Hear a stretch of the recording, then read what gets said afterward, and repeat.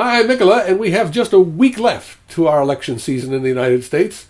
So I'm going to try and get 4, maybe 5 videos done before then, which you will no doubt find excessive. But, surprise, only one of them will be partisan. Maybe 2. This is part 1 of a guide to United States elections for my friends in the United Kingdom. Of course, American friends are welcome to stick around. You can let me know if I get anything wrong. I'm going to start with a rundown of some of the differences between elections in the UK and the US, ranked from the trivial to the OMFG. In the US, we run for office. In the UK, you stand for office. If you want to know why we use different words, meet me in the elevator. I'll tell you. Actually, I have the answer in the trunk of my car next to the football. Actually, I don't have any idea. Maybe we run because we have more territory to cover. In the UK, the whole process from dissolving one parliament to the election of the next happens in a space of 17 working days. That's less than 4 weeks. But in the United States, if it seems as though our presidential campaign has been going on forever, it's probably because it has been going on forever. After Election Day, we give a new government more than 2 months to get organized before taking charge.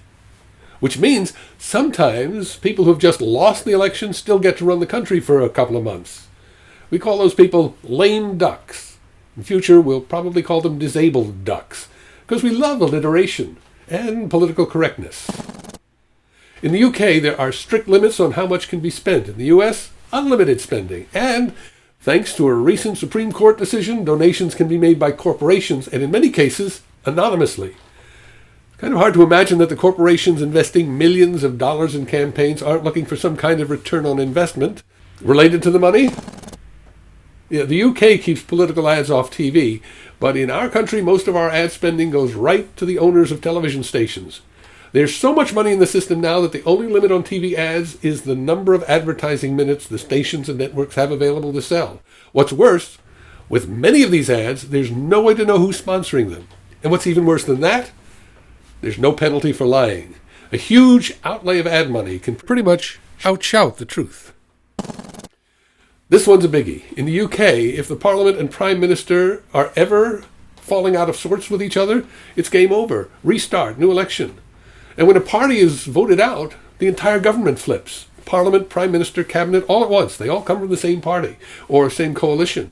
In our country, it's possible to have a president in one party, the Congress in another. It's not just possible. Usually it works out that way. And they get in each other's way, get very little done. But we just keep muddling through and pointing fingers. You didn't keep your promises. Well, you didn't let me.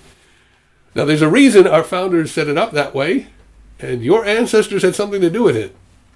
But that's for another video. Finally, the OMFG.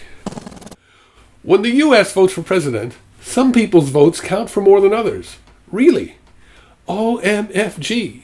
In our system, it's theoretically possible for a person with the most votes to lose the election. Not just theoretically. It's happened 3 times in our history. And if you are over 12 years old, it's happened in your lifetime. Some say it might happen again this year.